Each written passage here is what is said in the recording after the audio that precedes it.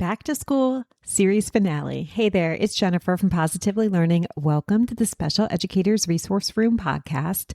This is week 9, the final episode of our Special Educator Summer Series. But of course, it is the final episode, but we're not done. I'll be back here next week. I will continue to have videos on YouTube at Positively Learning.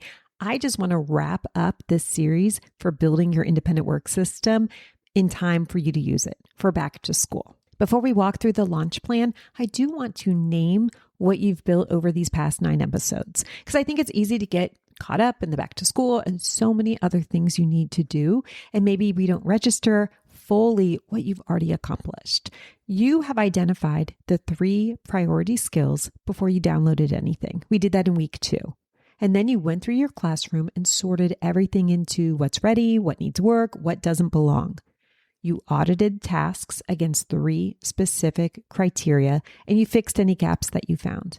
You built a physical system with a visual schedule, a finish bin, a work rotation, and a storage setup. You know the 4-part teaching sequence that you're going to introduce to students and any adults in the classroom.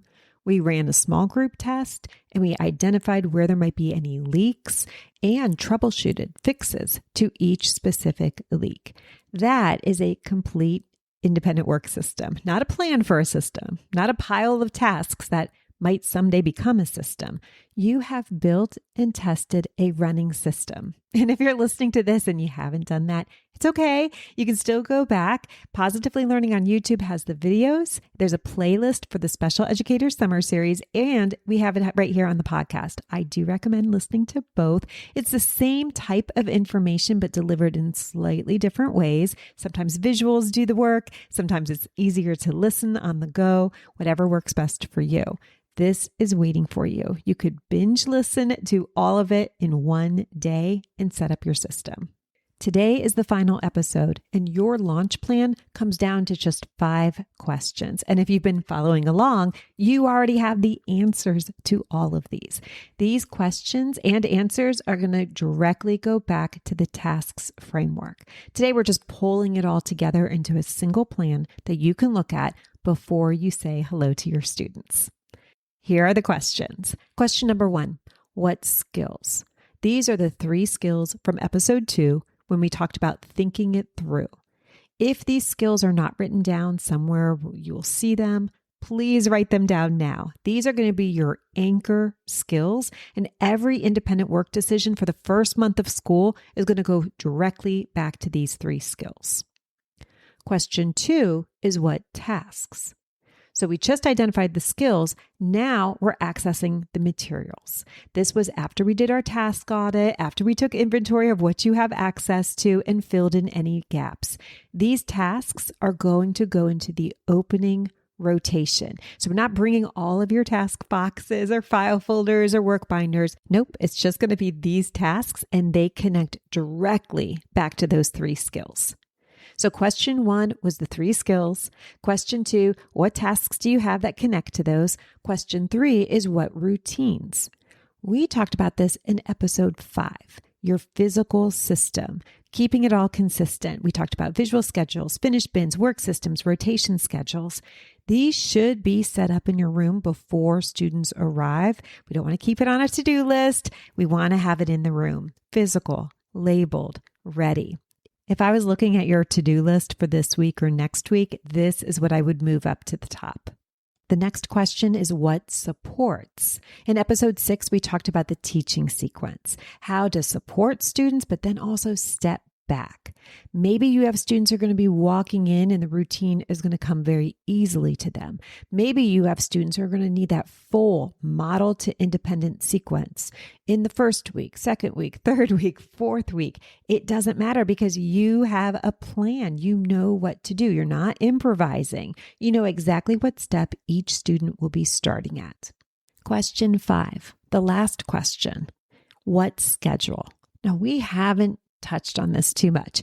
We briefly talked about where independent work fits into your plan in week 2, but now I want to make it official. When does independent work run each day in your classroom? What is the block? How long is the block? When are you going to pull small groups? This is the piece that's going to connect that system to your instructional day. An independent work system doesn't have to be locked in a daily window, but if it doesn't have a place on your schedule, it most likely won't run consistently. It will just run when we remember to do it, which is definitely not the same thing. So we do want to put it on the schedule. That's when the system runs. That was it. Those are the 5 questions. If you have written answers to all 5 questions, you have your launch plan. Now let's talk about what this might realistically look like the first month of school in your classroom. Whether you're doing this on week 2 or week 3 or week 4 or month 2, whenever you're introducing the system, I suggest planning for a few weeks, just like we talked about when we introduced the teaching sequence. So let's say that week 1 is teaching. You're not doing any independent work. You're teaching independent work. You're running the model for every student. You're doing step 2 of the teaching sequence, which was practice with support. You're doing that every day. Students are beginning to learn the routine. The physical system is becoming familiar. This week is all about investment, not production. You're not trying to pull small groups this week. You are teaching the system. The following week, if students are ready, is all about practicing. Students are possibly moving to step 3, which is practicing with less support. This means you're stepping back. You're watching from a distance. You're letting students push through stalls without you. Some things are going to break, and that's fine. You have a troubleshooting guide from episode 8. You know what each break means and what to adjust.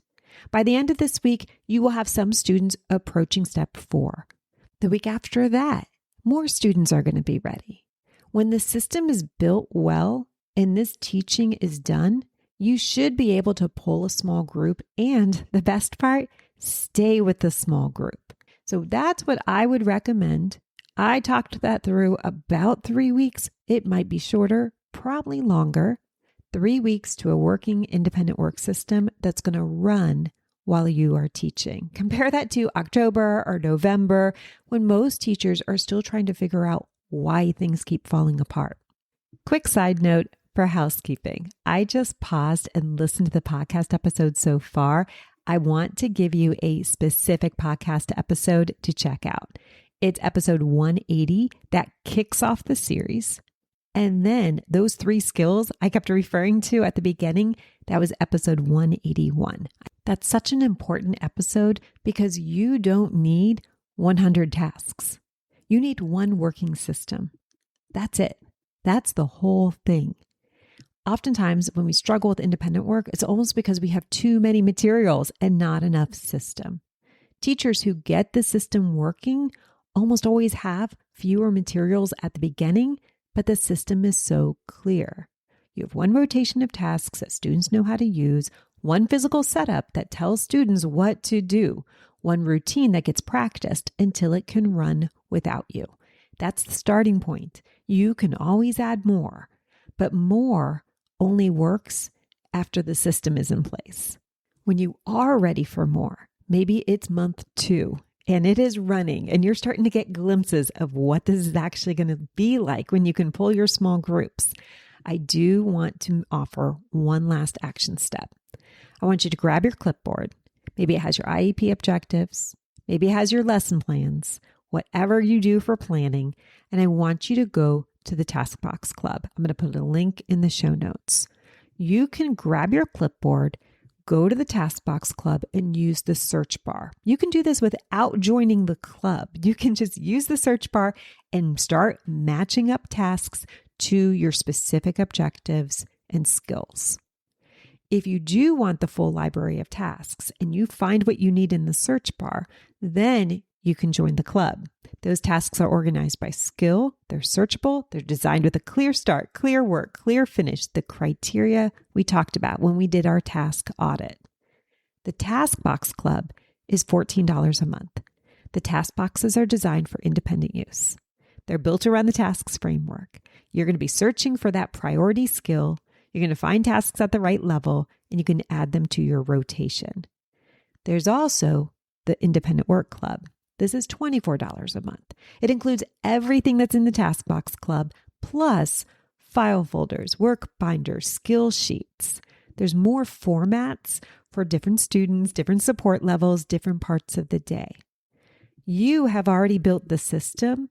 The club fills the system. So I'll put a link in the show notes. I would love to see you inside. Even if the club isn't the right step for you right now, you have everything you need from this series.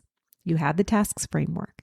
You have the system. That is yours for you to use. Have a wonderful back to school season. I can't wait to catch up with you. I'll catch you next time in the Special Educators Resource Room.